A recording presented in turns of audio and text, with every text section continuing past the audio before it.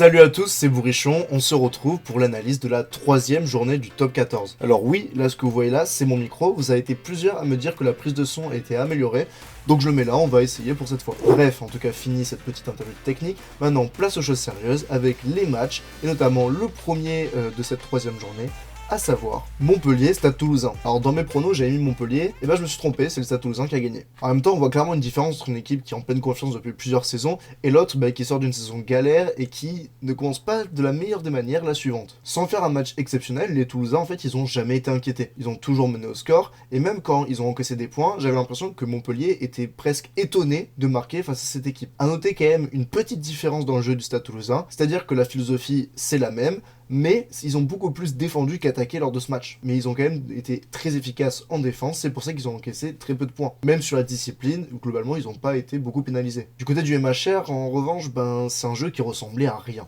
J'ai l'impression de pas reconnaître de plan de jeu dans cette équipe, en tout cas, moins que lors de la deuxième journée à Perpignan. Et globalement, en plus, la conquête était très contrastée. On a une mêlée pas très bonne, et une touche catastrophique avec notamment cette dernière touche qui est volée par le Stade Toulousain et qui permet donc à l'équipe visiteuse de gagner. Je terminerai donc cette analyse de match avec le fait que les Toulousains ont pas mal d'occasions qu'ils auraient pu ou même dû mettre pour avoir le bonus offensif. Je pense notamment en première mi-temps à Delibes qui tape un petit coup de pied à suivre alors qu'il y avait un gros décalage avec d'autres partenaires. Et en deuxième mi-temps, une action où le Stade Toulousain avance et Lebel en bout de ligne oublie de venir croiser avec je sais plus quel partenaire, et c'est dommage parce qu'avec cette croisée, j'étais quasiment sûr que Lebel allait au bout avec sa capacité à éliminer les défenseurs. Mais bon, ils ont quand même 4 points, donc les Toulousains sont contents. On continue avec le multi, et d'abord Clermont-Bayonne. Bon, la première chose à remarquer, c'est qu'une nouvelle fois, la défense de Bayonne a été très friable. Globalement, tout le match, en fait, les Clermontois, ils ont réussi à franchir, ou même s'il n'y avait pas de franchissement, ils étaient dans l'avancée, ils gagnaient les collisions. Du côté de Clermont, on s'est d'abord focalisé sur un jeu d'avant, et c'est pas la seule équipe ce week-end à avoir fait ça pour gagner, avec notamment des essais de gros, à savoir celui de Thomas Seit, et le doublé de Akaladze. Et c'est une fois qu'ils gagnaient les collisions devant qu'ils essayaient de déplacer le ballon. Bon, ça a jamais été trop sur les ailes non plus, parce que Yerim Fall et Aliverity Raka n'ont jamais eu le ballon quasiment, mais c'était du moins pour décaler les points d'impact, donc plus au centre du terrain, voire même dans les 15 mètres. Après, la copie de Clermont, elle est loin d'être parfaite, certes, il y a ce bonus offensif, mais il y a beaucoup d'actions qui ont été annihilées par des mauvais choix de jeu, des imprécisions, tout ça, et il va falloir qu'ils gomment ça s'ils veulent vraiment s'implanter dans le top 6, parce que c'est une équipe qui a le potentiel d'y être, mais pas en faisant autant d'erreurs. Face à Bayonne, ça passe, mais face à des plus grosses équipes, je suis pas sûr. Du côté de Bayonne, ils étaient totalement endormis durant toute la rencontre. Il y a qu'en fin de match qu'ils se sont un peu réveillés, avec notamment Martok qui a fait une très belle entrée. Il marque un essai et a été à 2 doigts d'en marquer un deuxième pour priver les Clermontois du bonus. On continue avec Vannes Lyon. Déjà, on a une très solide performance de la part des Ventais. C'est une équipe qui n'a pas hésité à envoyer du jeu. D'abord, ils se concentraient sur les avants, un peu comme Clermont, mais eux c'était plus rapide quand même, ils allaient plus facilement vers les extérieurs. C'est un peu comme la semaine dernière au Stade Français, ils savent qu'ils ont des ailiers qui ont une capacité de casser les défenses, avec notamment Rayassi et Nakossi. Et là en plus ils avaient un arrière qui était en feu, à savoir Paul Surano. Et donc c'est grâce à cette stratégie de d'abord envoyer les gros resserrer la défense, qu'ensuite ils pouvaient marquer. Il y a notamment l'essai de Rayassi qui est la parfaite illustration. On a d'abord une touche, puis après ils vont insister avec les gros à 5 mètres ou à 10 mètres de l'embut lyonnais. Et c'est une fois qu'ils ont resserré la défense qu'il y a une combinaison, et la Fage n'a plus qu'à faire une sautée pour Rayassi qui s'en va marquer. Cet essai il est juste magnifique et il est extrêmement bien joué. De plus, les Vantais ont eu une très bonne utilisation du jeu au pied avec un Lafage qui a été parfait face au perche. Côté lyonnais, je dirais que la copie, elle est loin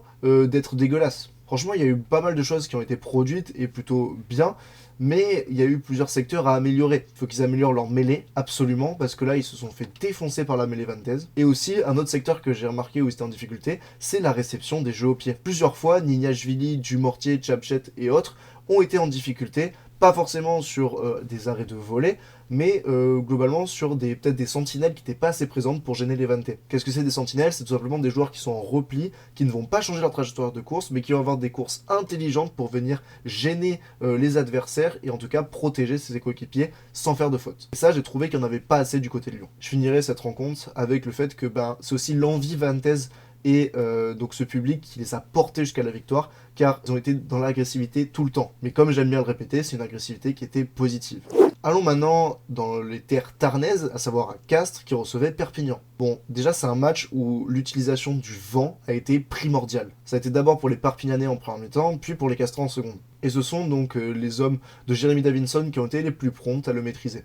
Mais mis à part ça, comme Clermont, là je vais vraiment comparer ces deux équipes, ils se sont vraiment focalisés sur les avants pour marquer. Et j'ai l'impression que comparé à l'année dernière où Castres envoyait plus de jeux, là il y a un retour du jeu traditionnel de Castres, avec notamment un paquet d'avant fort et après on voit pour jouer. En plus ça c'était pas des très bonnes conditions parce que comme je l'ai dit, il y avait du vent, donc l'utilisation du jeu au pied était plus importante que de jouer à la main. Et c'est ce que malheureusement n'a pas fait Perpignan. Perpignan, en seconde mi-temps, dès qu'ils avaient le vent contre, ils ont relancé quasiment tous leurs ballons depuis leurs 40 mètres. Alors oui, l'utilisation du jeu au pied est forcément difficile avec le vent contre, mais il fallait peut-être trouver des angles et des trajectoires de jeu au pied qui permettaient donc de s'éloigner de son camp avant de pouvoir jouer. Et avec un McIntyre qui est rentré à l'arrière, les envies de jeu, elles étaient fortes du côté de Perpignan. Sauf qu'ils étaient menés et ils étaient à l'extérieur. Donc ça colle pas trop. Et j'aimerais aussi poser une question, à savoir pourquoi ils ont voulu jouer ce dernier ballon. Pour le contexte, ils récupèrent un ballon sur un grattage à 5 mètres de leur ligne à la 80e minute. Mais ils décident donc de taper en touche pour aller chercher le bonus défensif alors qu'ils ont du coup 95 mètres à remonter. Et moi je comprends pas pourquoi faire ce choix,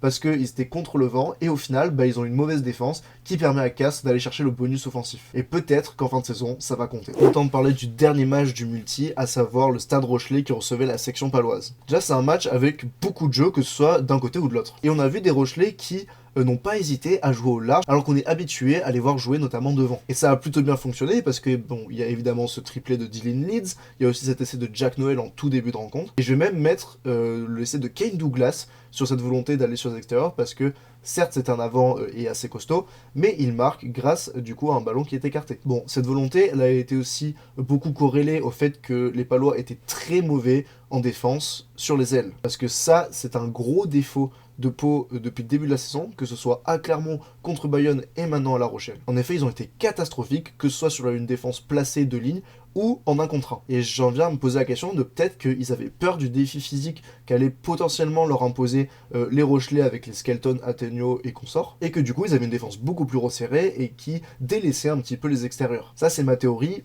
Je sais pas si c'est vrai. Et au final, du coup, ça fait que les Rochelais ont énormément marqué sur les extérieurs. Et j'aimerais noter quand même que le score est plutôt gentil, plutôt flatteur pour les Palois.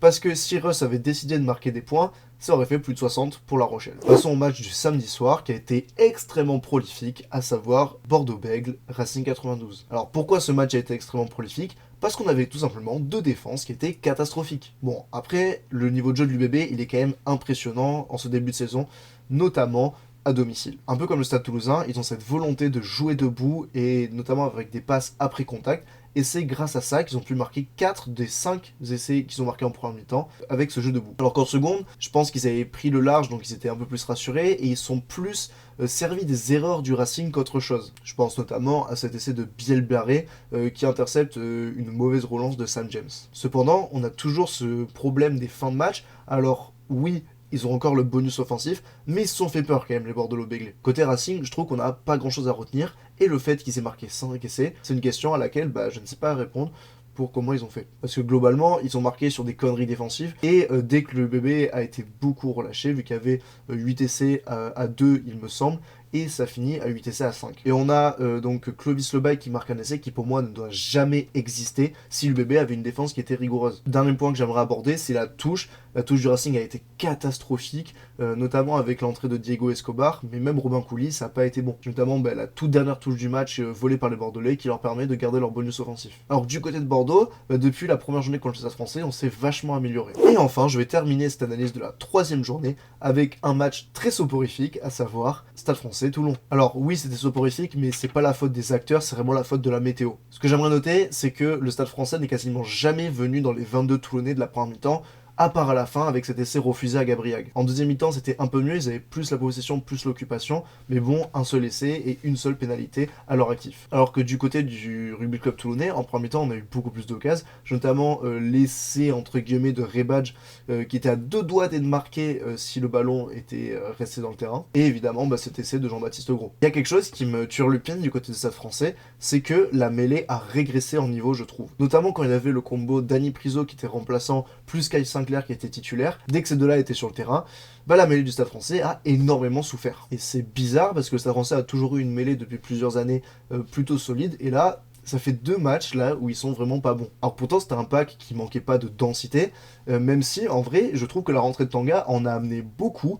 Alors que comme je l'ai dit, il y avait notamment Van der Merch qui a amené beaucoup ça, et même le pilier à l'OMIL qui est pas mal. Mais ce qui a véritablement tué le Stade français, c'est les imprécisions, parce qu'il ne pouvait pas enchaîner, il faisait toujours un en avant. Mais ça, encore une fois, je le répète, c'est plus dû aux conditions météo qu'autre chose. Et le Rugby Club Toulonnais, d'ailleurs, ils auraient pu tuer le match avec cette occasion en or de Wayne Nicolo si ce dernier avait pu capter le ballon.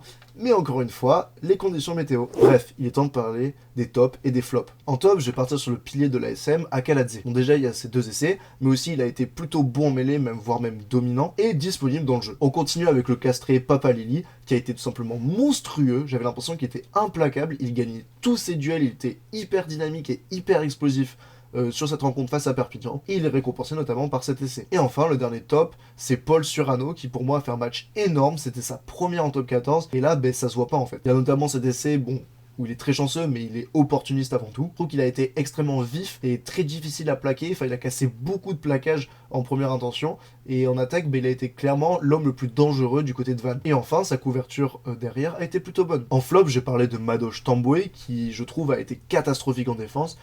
Que ce soit en 1 contre 1, je trouve que il y a beaucoup de plaquages manqués quand même. Et puis, dans un collectif autant en manque de confiance, on l'a pas vu. Je continuerai avec Dan Lancaster, qui est juste catastrophique. Dans le jeu, il a été fantomatique. Il y a cette bourde en fin de première mi-temps qui offre un essai à Bielbiarré. Au pied, il a pas été bon. Et quand il est rentré en 10 à la fin, il n'a pas fait trop de différence. En tout cas, c'est pas grâce à lui qui marque. Je trouve que ce joueur ne sert à rien dans un collectif comme le Racing. Et enfin, mon dernier flop, c'est Jack Maddox, qui a fait une très mauvaise couverture, je trouve. En tout cas, il s'est fait piéger plusieurs fois sur les coups de pied Rochelet. En 1 contre 1, il a loupé beaucoup de plaquages, notamment face à Jack Noël, et son jeu au pied n'a pas été aussi performant que d'habitude. Alors, au niveau des pronos, on a d'abord Perpignan, clairement. Va falloir que les Perpignanais se réveillent, parce que je l'ai pas dit, mais ça fait quand même 3 défaites pour commencer la saison.